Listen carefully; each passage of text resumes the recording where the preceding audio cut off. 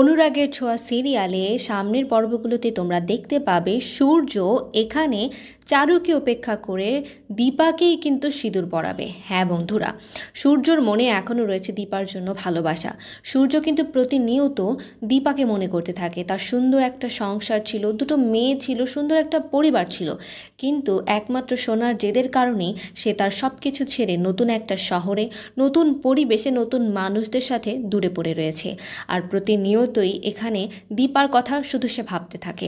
আর আমরা আগামী পর্বগুলোতে দেখব এখানে চারুকে বিয়ে করার জন্য সোনা ফোর্স করে তার বাবাকে।